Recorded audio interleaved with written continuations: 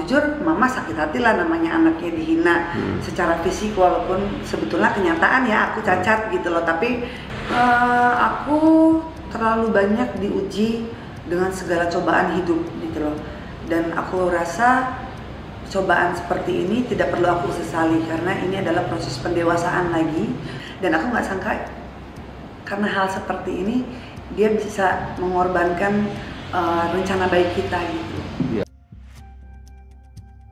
Jujur mama sakit hati lah, namanya anaknya dihina secara fisik, walaupun sebetulnya kenyataan ya aku cacat gitu loh, tapi ya nggak perlu digituin dong, kan aku pasangan dia dan sebentar lagi kan kita mau menikah, berarti kan aku calon istrinya dia, nggak pantas dong hanya untuk menerima mencari perhatian perempuan lain, menjelekkan pasangan sendiri gitu. Hubungan Teteh dengan Joker ini kalau setahun ya? 1 tahun. Setahun kenalnya.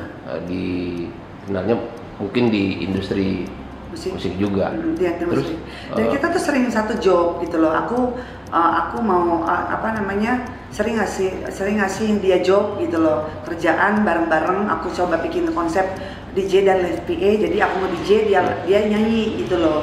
Jadi konsep aku tuh maksudnya kasih kerjaan itu supaya dia bisa nabung untuk biaya pernikahan kita gitu loh. Kalau memang istilahnya dia belum bisa mengejar sendiri, ya aku bantu dari belakang gitu loh. Tapi dia lebih mementingkan kepentingan yang lain gitu loh. Terus selama kenal dengan si Joker ini, sampai kalian ada hubungan, terus akan melangkah ke jenjang pernikahan, first impresi Teteh ini pertama kali ke dia tuh gimana sih? Berarti ini cocok kayaknya atau gimana? Kok bisa memutuskan? Nggak gampang jatuh cinta, tapi chemistry-nya memang pas begitu ketemu sama Joker, dia nge-treat aku dengan baik awalnya gitu loh. Dan tidak ada kejadian-kejadian seperti ini awalnya, tapi semakin berjalannya waktu kok semakin ngaco gitu loh, dan semakin kelihatan bahwa oh inilah Joker yang sebetulnya gitu loh. Cuman kita, kalau aku nggak mau menyalahkan ya, lebih ke introspeksi diri aja deh sekarang gitu loh. Apapun yang dikatakan Joker memang itu nyata kok, aku cacat gitu loh. Gitu. Jadi aku lebih ke legowo aja. Merasa sakit hati gitu. Sakit hati, ada sakit hati, tapi aku nih bukan tipe orang pendendam.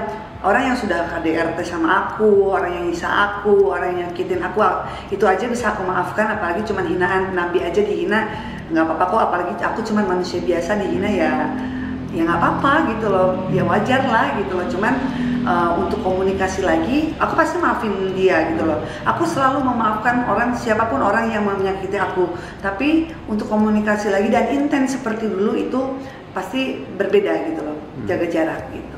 Terus respon teman-teman dekat gimana?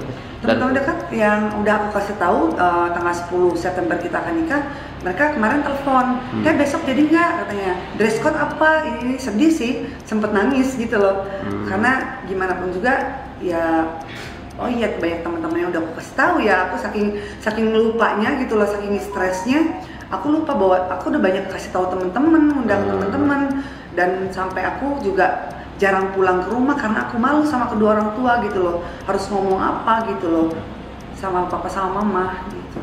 Terus pastikan anggaran biaya udah kayak booking pesan makanan, beli baju. Iya, orang tuaku sudah banyak tekniknya. Karena kan kita antar keluarga aja ya gitu. Jadi meminimalisir budget juga gitu loh, bukan karena tidak mau dipublis terlalu besar, tapi memang hanya ingin sakidah mawaddah warahmahnya aja yang diambil gitu loh. Dan semua sudah mulai diatur tuh sampai pembelian cincin dan fitting baju kebaya dan base cap itu. Aku terlalu banyak diuji dengan segala cobaan hidup gitu loh, dan aku rasa cobaan seperti ini tidak perlu aku sesali karena ini adalah proses pendewasaan lagi, pembelajaran lagi, dan pasti akan ada maksud Allah yang baik untuk aku gitu loh. Aku lebih ke serahkan semuanya sama Allah, dan itu adalah kata-kata dari kedua orang tuaku. Udah nih, pasrahin, ikhlasin, jangan balas apapun ke orang yang menyakitimu, biarkan alam yang bergerak gitu. Itu respon dari keluarga ya? Aku sudah memaafkan dia. Udah ketemuan ya? udah aku sempat justru aku yang nyamperin dia gitu. Aku peluk gitu, udah ya. Karena aku juga kan udahan sama Joker kan, jadi tidak ada yang perlu diributkan lagi. Udah, kita nggak usah ribut, tadinya baik ya baik, tapi kalau untuk bergaul atau istilahnya kita berkumpul lagi seperti dulu itu kan pasti agak ini ya, agak berubah ya gitu. Terus sekarang sama Joker udah bener-bener lost kontak, dan setelah dia bilang lebih baik kita sudahan aja, aku bilang oh ya kalau begitu terima kasih banyak, langsung ku blok semua akses dia. Aku sayang sekali sama anaknya Gandhi, sayang sekali. Jadi apapun yang aku berikan untuk anak aku itu aku berikan persis sama untuk anaknya dia. Oh gitu. Berarti udah deket banget udah deket banget. Dan aku nggak sangka karena hal seperti ini dia bisa mengorbankan rencana baik kita gitu. Iya. Aku sebagai wartawan juga merasakan gitu, jaga gitu. Mungkin kalau depan teman-teman, depan sahabat, kalau kita lagi kumpul, ya kita tetap bisa ketawa-ketawa. Tapi kalau saat sendiri tuh itu sih yang lebih berasa tuh. Saat sendiri tuh, kok gue begini terus ya nasibnya gitu loh. Apa memang gue nggak pantas buat siapa-siapa, sempat menjudge diri sendiri, memvonis diri sendiri, apalagi kan aku ada bipolar gitu loh. Jadi pemikiran orang belum berpikir ke situ, aku udah berpikirnya jauh gitu. Yang membuat aku kuat, yang membuat sakit aku drop itu kan imun kan. Aku harus happy gitu loh. Dan aku masih mau tetap hidup lama untuk anak-anakku. Jadi aku berusaha untuk happy walaupun ada rasa sakit di hati aku gitu loh.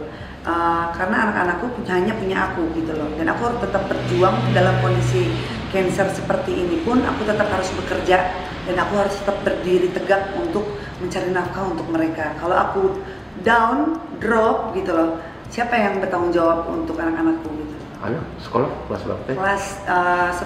Kelas apa namanya? Kelas SMP? Enggak, SD. Kelas 3 sama kelas 4. Oh, dua-duanya? Iya, cowok cewek ya? Cowok cewek. Alhamdulillah rezeki. Oke.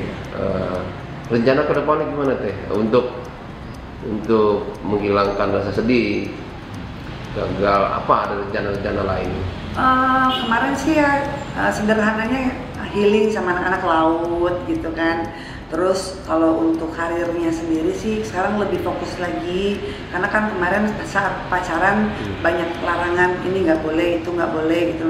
Banyak batasan, bukan larangan, banyak batasan-batasan. Sekarang aku lebih kayak lepas dari kandang gitu loh, tapi beraturan ya, maksudnya gimana caranya aku ingin sekali kalau diberikan kesempatan oleh Allah di kesempatan yang kedua ini bisa mengangkat derajat lagi keluarga papa dan mama dan anak-anak gitu.